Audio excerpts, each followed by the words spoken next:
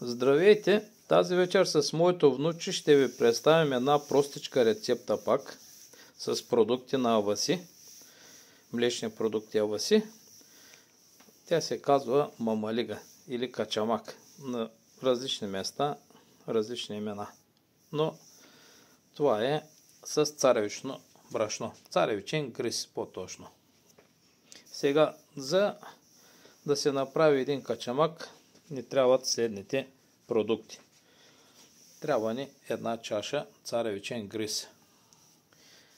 Ще ни трябва краве масло, аваси и овче сирене добавяме. Ще ни трябва и сиренце, тахан сусамов и пекмес за сладкия вариант. Ще ви представя и солен вариант, и сладък. Сол ще ни трябва. И има варианти с кисело мляко аваси. Но това ще бъде в последващите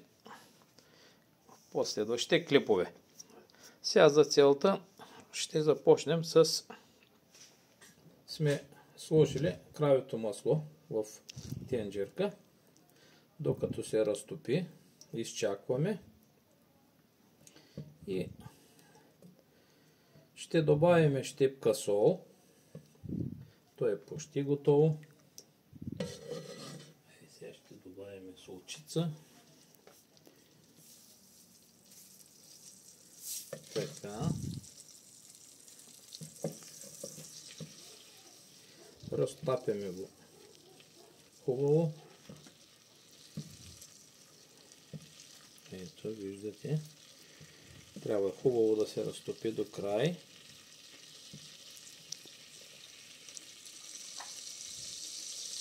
Така, ще добавим чашката с царевичния гриз. Бъркаме и добавяме. Бъркаме и добавяме. Ето го. Започна да ухай. Така, добавяме цялото количество. И продължаваме да бъркаме. Така.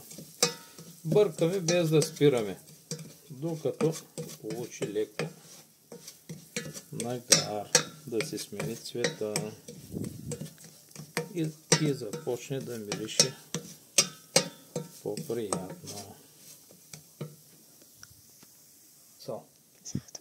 След като сме разбъркали достатъчно, ползваме водичка, минерална вода Аваси.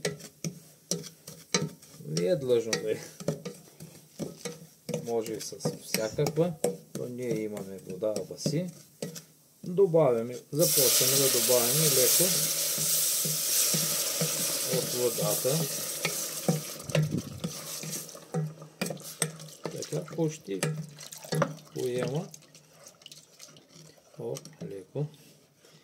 Почти поема цялата бутилка. Половин литър вода. И започваме да бъркаме. Цялата процедура отива около 2-3 минути, ако е силен огъня. Сега ще го засиля. Сигурно има много начини за правене на мамалига, но това е единия. Защото за предния клип са ми направили забележка как са правило, имало и други начини. Аз знам, че има и други начини за правене на попара, но аз показвам единия начин. Той има хиляди начини. Аз показвам единия начин. Имало начин с липов чай, имало начин с мляко, козе, овче, но това са екстра. Ние показваме възможно най-обикновения начин. Аз съм чувал, че някои хора, за да дигнат градуса, даже се правят попара и с ракия. Но не съм го направил, съм го направил с вода. Солена вода, най-нормалният, най-обикновеният, най-простичкият начин. И този за направата на качамак е най-простичкият начин. След около 2 минути почти е готово. Ето вижте как се сгъсти. Започна да прави мехурчета, балончета, пръска. Ще намалиме малко. Така. Ето.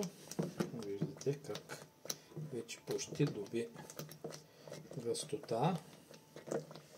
И това е най-добрия. Не трябва да е по-гъстичко. Така, в момента почти сме готови. Сега ще го дръпнем малко. Ще добавим овчето сирене. Ще го добавим така. Ето. Ще разбъркаме.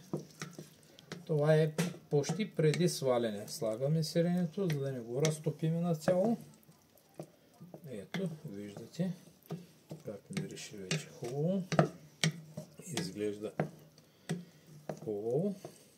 Така.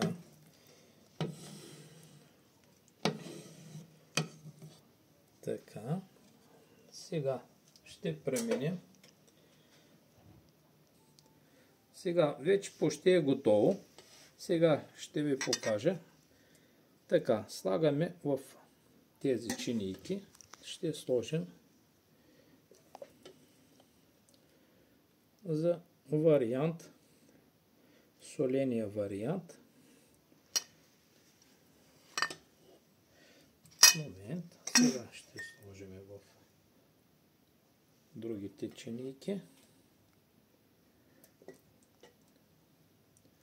Ето, виждате как се разстилва.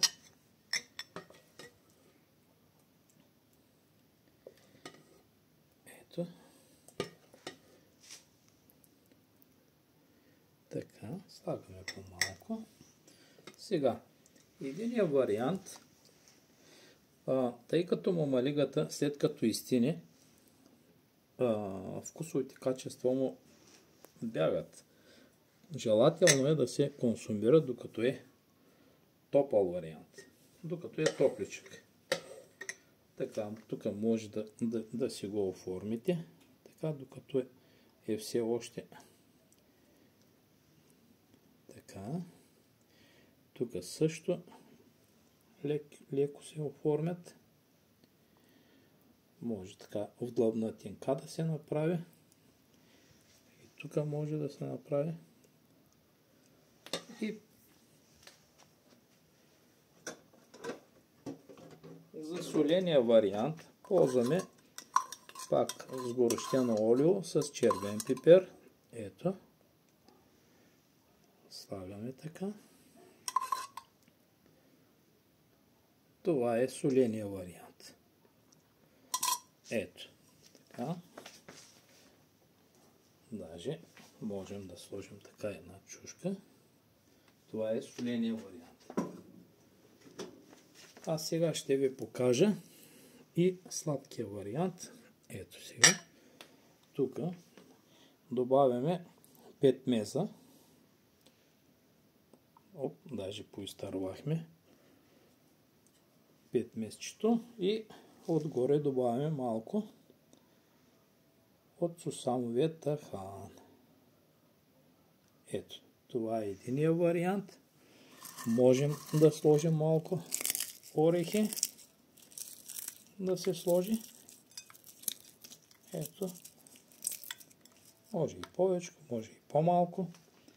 Другия вариант може да е с мед. Трябва да е разтопен меда. Ето сега. Но имаме малко обуркано. Ще го добавим. Ето варианта с меда. Разстилваме меда. Така. Ето. Кой колкото иска. Може и по-малко, може и повече. И също може да добави малко орехи. Ето. Даже и на соления вариант също може да се сложи няколко орехчета. Ето така. Да ви е сладко.